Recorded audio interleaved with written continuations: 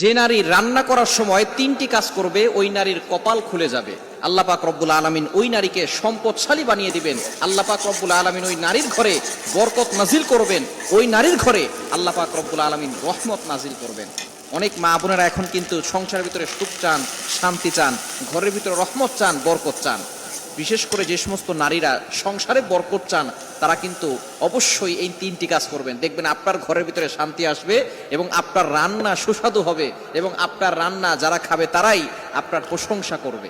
আমরা অনেকেই কিন্তু নিজের প্রশংসা শুনতে চাই এবং অনেকেই আমরা ঘরের ভিতরে বরকত চাই, রহমত চাই। এজন্য আমরা এই তিনটি কাজ করব। নাম্বার ওয়ান, এক নাম্বার হচ্ছে আপনি যখনই রান্নাঘরে প্রবেশ করবেন তখন আপনি সালাম দিবেন। মনে রাখবেন রান্নাঘরে কিন্তু চুলা আছে। এই চুলা, গ্যাসের চুলা বলেন আর যেই চুলাই বলেন, এই চুলা থাকার কারণে যখন আপনি রাতের বেলা সেখানে থাকেন না, এখানে কিন্তু জিন জাতি থাকার সম্ভাবনা আছে। এই জন্য যখনই আপনি রান্নাঘরে ঢুকবেন তখনই সর্বপ্রথম এক নাম্বার কাজ করবেন, সালাম দিবেন, আসসালামু আলাইকুম ওয়া রাহমাতুল্লাহ। কেউ থাকুক আর না থাকুক, ঘরে যখনই প্রবেশ করবেন, যদি ঘরে কেউ নাও থাকে তারপরে সালাম দিবেন, কারণ ঘরের ভিতরে অনেক সময় শয়তান থাকে। আপনার সালাম দেওয়ার কারণে সেই শয়তান সেখান থেকে বের হয়ে যাবে। শয়তান আপনার ঘরের ভিতরে আর বসবাস করতে পারবে না, সেখান থেকে শয়তান বের হয়ে যাবে।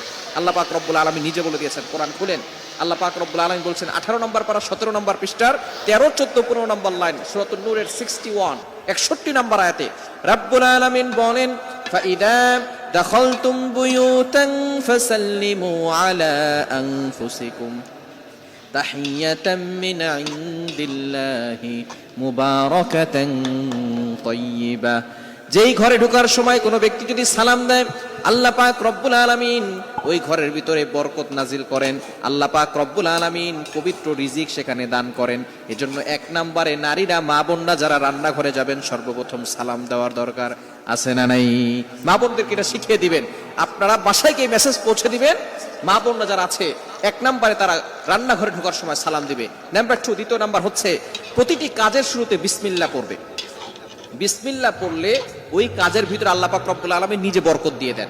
বিসমিল্লাহ পড়লে কোনো রান্না করলে ওই রান্নার ভিতরে আল্লাহ তাআলা স্বাদ বাড়িয়ে দেন, ওই রান্নার ভিতরে আল্লাহ তাআলা রহমত দেন, ওই রান্নার ভিতরে আল্লাহ তাআলা বরকত দান করেন।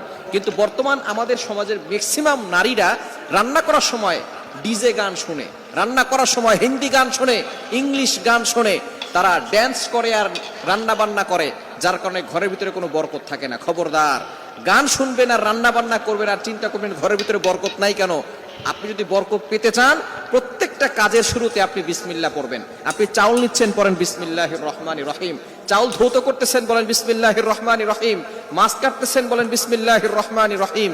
আপনি গোশত ধৌত করতেছেন, বলেন বিসমিল্লাহির রহমানির রহিম।